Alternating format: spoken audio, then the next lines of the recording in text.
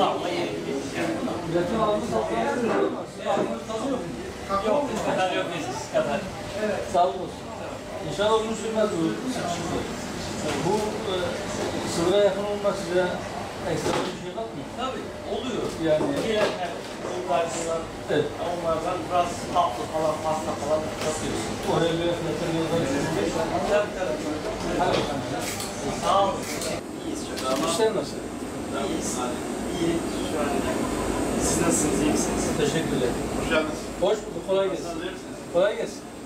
Nasıl gidiyor işler? Şükür. Buna şükür. İşleri değil. İyi. İnşallah daha iyi olsun. Ama sıkıntı yok. İnşallah daha iyi olacak. Olacak yani. Olmak zorunda artık. Değil mi? Yeter artık. Yeter. 9.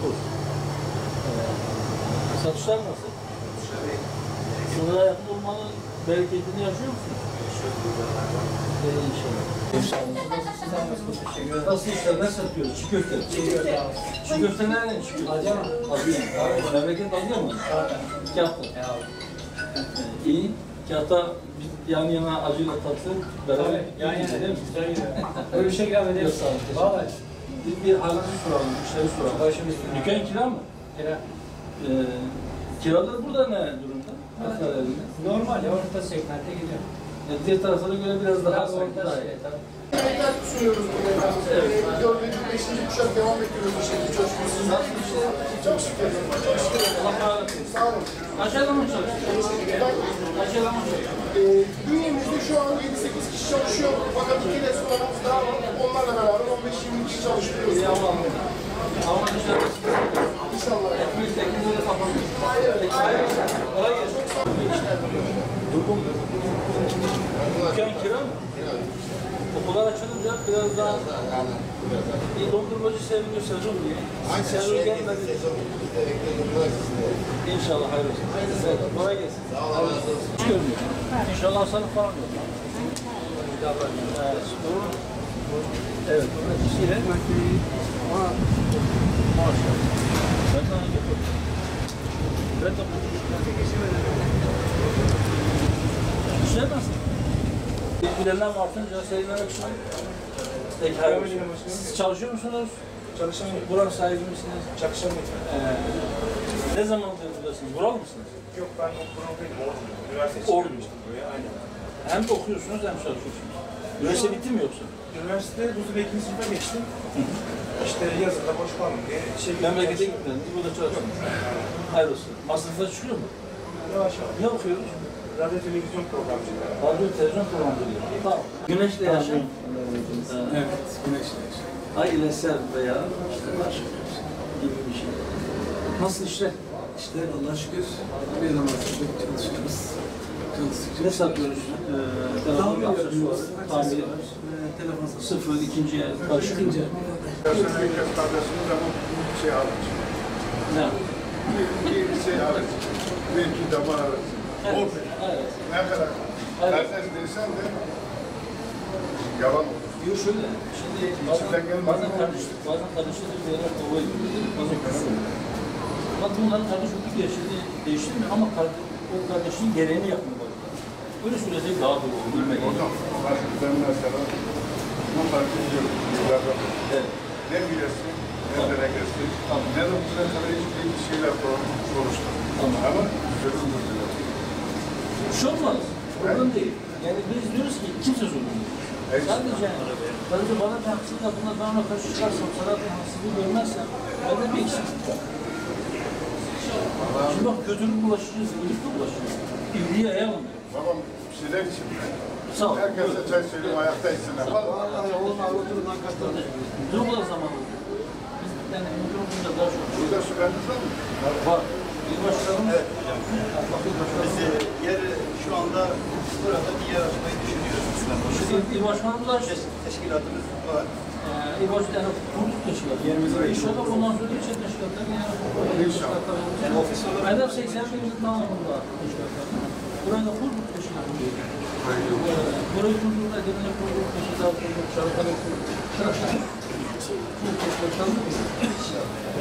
İnşallah diyoruz ki evet birilerimize yanlış yapalım, birilerimize haksızlık yapalım, birilerimize hakaret edelim. Biz sükunetimizi bozmayacağız, efendiliğimizi bozmayacağız. İyi de emret. Ne kadar yayılırsa. İnşallah. Yayılırsa her tarafa hepimiz iyi. Yok yaylar. 63 yaşındayım. Evet. Bu zamana kadar bir sürü iktidarlar geçti. Eskilerde böyle bir şey görmedik. İnsanlar arasında ayrımcı bu bir. Bir de ekonomi. Evet. Böyle bir şey de olmaz. Ben hayalim emekli olduğum gibi çocuklarımı büyüttüm. Gezmek, Türkiye'yi gezebilmek, internete birkaç kere gidebilmek. O değil ama. Şimdi market Ne geziyorum. zaman? Ne zaman? Market geziyorum. Nerede daha ucuz değil.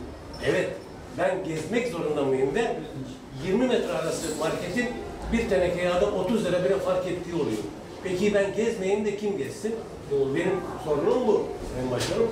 Şimdi bir de insanlar arasında ayrımcılık. Eskiden büyüklerimizle şu partiden bu partiden olabilirsin. Herkesin saygımız var. Ama insanlar birbirine düşman değildi. Dayımızın oğluyla, Bir arama parmak bastınız. teyzemizin oğluyla, halamızın oğluyla konuşamaz oldu. Sizce biz niye bu duruma geldik? Yani niye böyle Benden değilsen sen hiçbir şey değilsin. Bu ne demek ya? Bak ne güzel. Yabancılar dediğimiz zaman diyor. Trabzonlu, Diyarbakırlı, işte Vanlı gelebilir, ben de gidebilirim. Evet. Bunlarda bir şey yok. Peki arkadaşım sorun ne? Niçin yani başka ayrı görüşte olduğumuz için neden biz birbirimize... Sizce bunda biz siyasilerin suçu ne kadar? Yüzde kaç? Yüzde olsa? Ya yüzde kaç olacak?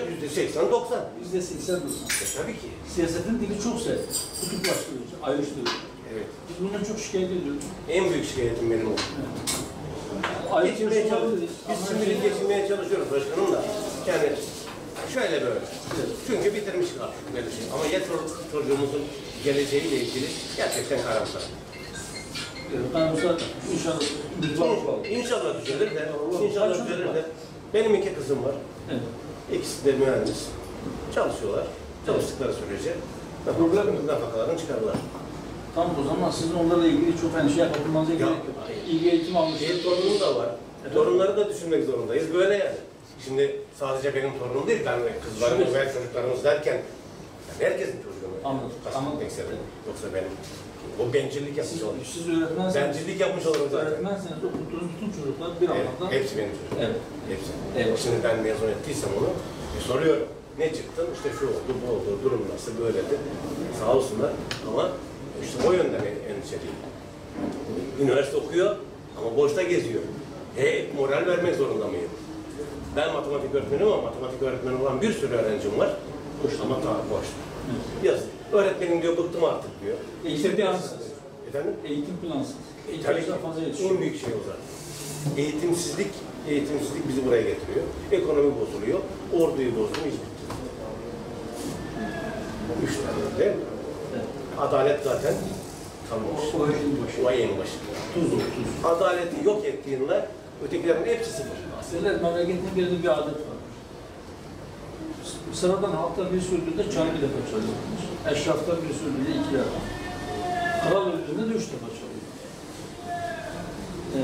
İnsanlar toplanıyor, kral öldü, yeni bir kral seçilir. Bir gün çan çalmış, böyle oturanlar, çay kahve içenler, eyvah demişler, birisi öldü. Acaba kim? Bir daha çalmış, aha demişler, ölen eşraftan birisi. Sonra bir daha çalmış, eyvah, kralımız öldü demişler, yeni bir kral oldu. Sonra bir daha çalmış. Allah Allah, ya kraldan büyük kim var demişler, 4 defa çalmış. Gitmişler, canı çarana sormuşlar, niye 4 defa çalmış? Demiş ki, adalet yok, adalet. Emekli miyiz? Kaç yıldır emekli? 2000 sonra. 2000 sonra sen emekli biraz daha düşüyor.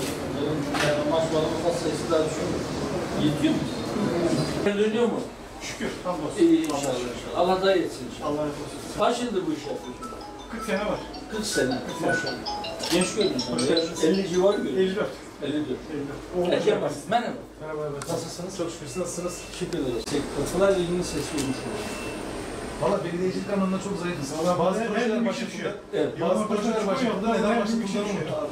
Hani belediyecilik anlamında çok zayıf. Niye başladığını mı? Otogar projesi var. Evet. Yaklaşık 6-7 senedir seçimden önce vaat edildi. Her mahalleye kreş dendi. Hiçbirisi yerine getirilmedi.